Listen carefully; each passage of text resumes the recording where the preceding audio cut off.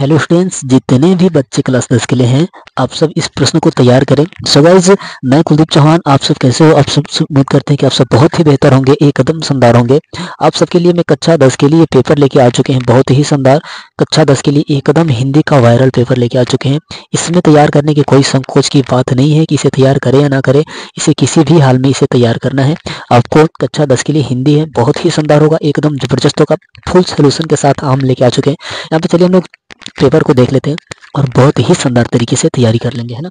चलिए आगे हम लोग देख लेते हैं। यहाँ पे देख लीजिए 70 से प्रांग है, 3 घंटे 15 मिनट पढ़ने के लिए दिए जाते हैं। और बहुविकल्पी प्रश्न यहाँ पे देख सकते हैं, 20 बहुविकल्पी प्रश्न फुल सोल्यूशन के साथ हम लोग चलेंगे, है ना। यहाँ पे पहला प्रश्न आपका है, बाबू गुलाब राय किस युग के लेखक है ना। बाबू गुलाब राय किस युग के लेखक हैं? द्विवेदी युग के लेखक है ना। दूसरा कह रहा है, चिंतामणि किस विधा की रचना। चिंतामणि किस विधा की रचना है? निबंध, है ना, निबंध। आगे चलिए हम लोग देख लेते हैं। बहुत ही शानदार, एकदम जबरदस्त, एकदम वायरल पेपर है। इसे छोड़िएगा मत, इसे जो छोड़ेगा वो पछताएगा, जो छोड़ेगा वो पछताएगा, है ना। यहाँ पे देख, गबन किसकी रचना है? गबन किसकी रचना है? तो आपका हो जाएगा मुंशी प्रेमचंद जी हो जाएंगे। एकदम सरल, एकदम शानदार होगा ये भाई। आपको किसी भी हाल में तैयार करना है मेरे प्यारे साथियों। अगर चैनल पर नहीं तो चैनल को फटाफट सब्सक्राइब कर दीजिएगा, बेल आइकन को दबा दीजिएगा ताकि हमारी नोटिफिकेशन आपके पास जाती रहे। और यहाँ पे चौथा शुक्ल युग की साम्यविधि है। शुक्ल युग की साम्यविधि है आपका 1919 से लेकर 1938 तक, है ना। चलिए एक शेर सुन लेते हैं हम लोग, शेर सुन लेते हैं, बहुत ही शानदार है, बहुत ही जबरदस्त है कि तू कर ले सितम तेरी हद जहां तक है। तू कर ले सितम तेरी हद जहां तक है, मैं हंस के सहूंगा हर गम मेरा इंतहाम जहां तक है। मैं हंस के सहूंगा हर गम मेरा इंतहाम जहां तक है। तू सोच रही है कि मुझे दर्द कितना हुआ, तू सोच रही है कि मुझे दर्द कितना हुआ, जानी मैं देख रहा हूँ तू बेवफा कहाँ तक है ना। चलिए आगे हम लोग देख लेते हैं, बहुत ही शानदार होगा, एकदम जबरदस्त होगा। यहाँ पे 5वें का देख लेते हैं हम लोग कि निड का निर्माण फिर किस विधा की रचना है। निड का निर्माण फिर किस विधा की रचना है? तो आपका हो जाएगा आत्मकथा हो जाएगा, है ना। 6वां कह रहा है प्रिय प्रवास किस युग की रचना है। प्रिय प्रवास किस युग की रचना है? तो प्रगतिवादी युग का हो जाएगा, है ना। चलिए आगे हम लोग देखते हैं। आगे हम लोग 7वें का देखते हैं। यहाँ पे देखिए, मधुशाला किसकी रचना है? मधुशाला किसकी रचना है? हरिवंश राय बच्चन जी का, है ना। 8वें का दे रखा है कि भारत भारती किसकी रचना है। भारत भारती किसकी रचना है? तो आपका मैथिली शरण गुप्त जी हो जाएंगे। एकदम जबरदस्त हो जाएगा, एक कदम शानदार, कहीं नहीं मिलेगा ऐसा वीडियो। ये वायरल पेपर है, कहीं नहीं मिलेगा मेरे प्यारे साथियों। यहाँ पे 9वां देख सकते हैं हम लोग फुल सोल्यूशन के साथ। यहाँ पे 9वां दिया कि आधुनिक काल कब से कब तक था। आधुनिक काल कब से कब तक था? तो आपका हो जाएगा सन 1843 से अब तक, है ना। यहाँ पे 10वें का हम लोग देख लेते हैं, मतीराम किस युग के कवि हैं? मतीराम किस युग के कवि हैं? तो आपका हो जाएगा रीतिकाल के। 11वें का देख लेते हैं, हास्य रस का अस्थाई भाव है, हास हो जाएगा। हास्य रस का अस्थाई भाव क्या होगा? हास हो जाएगा, है ना। ऐसे ही करके हम लोग 12वें का देख लेते हैं, सोहत ओठत पीत पतु श्याम सलोने गात मनो नील मणि शैल पर पर्यो आतप पर्यो प्रकाश। उपरोक्त पंक्तियों में कौन सा अलंकार है ना? उपरोक्त पंक्तियों में कौन सा अलंकार है? तो आपका हो जाएगा उत्प्रेक्षा अलंकार हो जाएगा। यहाँ पे कह रहा है कि रोला छंद में कुल कितने चरण होते हैं? रोला छंद में कुल कितने चरण होते हैं? 4 चरण होते हैं। यहाँ पे 14वें का कह रहा है कि आकर्षण शब्द में किस उपसर्ग का प्रयोग किया गया है? आकर्षण शब्द में किस उपसर्ग का प्रयोग किया गया है? तो उपसर्ग पहले, प्रत्यय बाद में होता है। आप तो इतना जानते ही होंगे, है ना। आगे चलिए, छोटी छोटी बातें हम लोग का नंबर कटने लगता है ना।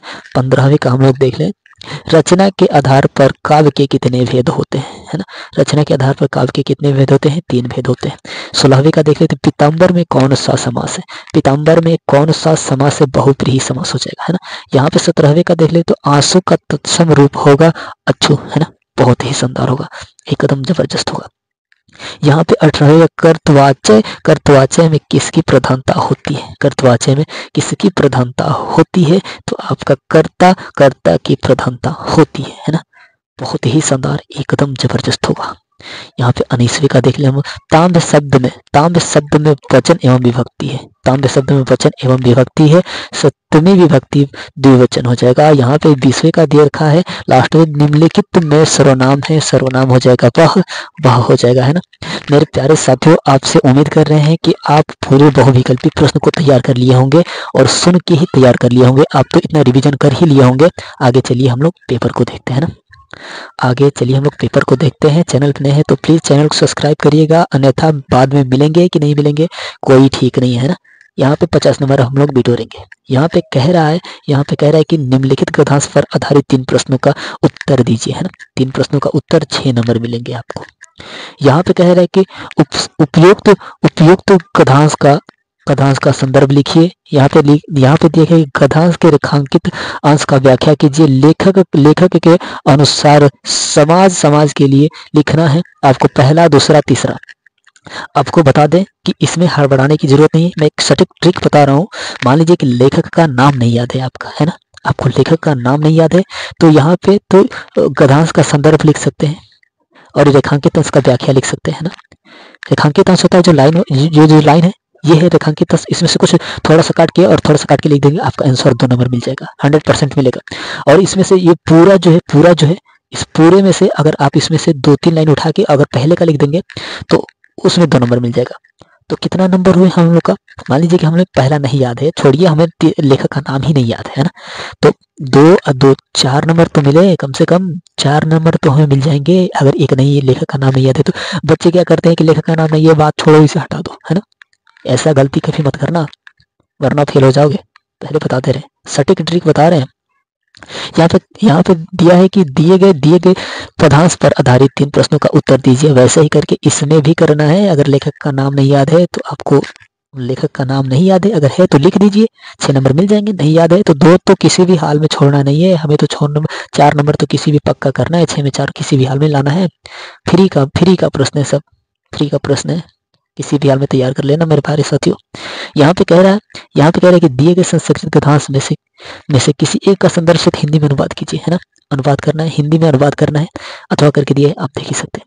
यहाँ पे चौथा कह रहा है कि दिए गए संस्कृत पदांश में से किसी एक का संदर्भित हिंदी में अनुवाद करना है, 5 नंबर मिलेंगे। हिंदी में संस्कृत है, इसे हिंदी में अनुवाद करना है, अथवा करके दिया है ना। चलिए आगे हम लोग देखते हैं। 5वां क्या कह रहा है? 5वां कह रहा है कि अपने पठित खंडकाव्य के आधार पर निम्नलिखित में से किसी एक का उत्तर दीजिए।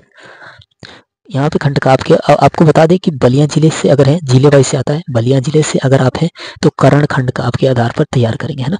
आपको इसे तैयार करना है, इसे लिखना है। अगर बलिया जिले से है और ये तोमुल वाला लिख दिए तो आपका नंबर कट जाएगा। अगर याद भी करके जाएंगे लिख देंगे तो नंबर कट जाएगा, है ना। जिला वाइज ये आता है, आपको किसी भी हाल में इसे जानना होगा, है ना। यहाँ पे कह रहा है कि दिए गए लेखकों में से किसी एक लेखक का जीवन परिचय देते हुए उनकी एक प्रमुख रचनाओं का उल्लेख कीजिए। आपको बता दें कि 2025 में पूछे जाएंगे, इस पर 100% आएंगे। राजेंद्र प्रसाद और जयशंकर प्रसाद, 2 तैयार कर लीजिएगा, 100% आएंगे, 5 नंबर मिल जाएगा आपको, एकदम मिल जाएगा, हम कह रहे हैं तो मिल जाएगा, है ना। छवा यहाँ पे दिए गए कवियों में से किसी एक का जीवन परिचय देते हुए उनकी एक प्रमुख रचनाओं का उल्लेख कीजिए। गोस्वामी तुलसीदास 100% एकदम गारंटी के साथ। सुमित्रानंद पंत जी हो जाएंगे डैश में, और ये तीनों एकदम इम्पोर्टेंट है, हमें लगता है कि ये और ये, है ना।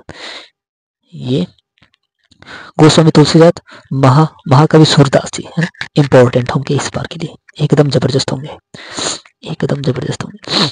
हम लोग 7वें का देख लेते हैं। यहाँ पे देखिए अपने पठित पुस्तक, अपने पाठ्य पुस्तक में से कंठस्थ कोई एक श्लोक लिखिए जो इस प्रश्न पत्र में ना आया, है ना। श्लोक आपको अभिवादन आपको तैयार करना है, आपको 2 लाइन तैयार करना है, 2 नंबर मिलेंगे एकदम शानदार तरीके से।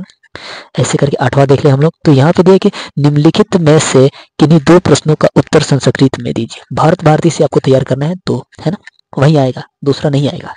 9वां का दे रखा है यहाँ पे निम्नलिखित में से किसी एक विषय पर निबंध लिखिए, पर्यावरण संरक्षण के उपाय, है ना, बहुत ही शानदार। और एक दूसरा दिया है जनसंख्या, इसे इन 2 इम्पोर्टेंट है, ये दोनों हमने चैनल पे डाल दिए हैं। और 7 नंबर कम नहीं होता है मेरे प्यारे साथियों, 1 नंबर से लोग फेल होते हैं, इसे तैयार कर लीजिएगा, पर्यावरण और जनसंख्या वाला, है ना। 100% आएगा 2025 में। इस बार 24 फरवरी को अब तो दिन खत्म ही हो चुके हैं। यहाँ पे कह रहे हैं कि अपने विशेष रुचियों का उल्लेख करते हुए अपने मित्र को एक पत्र लिखिए। ये भी एकदम इम्पोर्टेंट है, 100% आएगा 2025 में। 2025 में 100% आएगा, 100% आएगा, है ना। तो किसी भी हाल में तैयार करना है। और चैनल पे नए हैं तो चैनल को फटाफट सब्सक्राइब कर दे, बेल आइकन को दबा दे ताकि हमारी नोटिफिकेशन आपके पास जाती रहे मेरे प्यारे साथियों। और बहुत ही शानदार तरीके से आप तैयारी कर रहे होंगे और अभी भी करते रहे हैं, है ना। आपको 24 फरवरी को किसी भी हाल में इसे निबंध को तैयार कर लेना है। 7 नंबर कम नहीं होता है ना, 7 नंबर कम नहीं होता है। आप बहुत ही शानदार तरीके से तैयारी कर लेंगे। चलिए हम लोग अगले वीडियो मिलते हैं। सो गाइस धन्यवाद।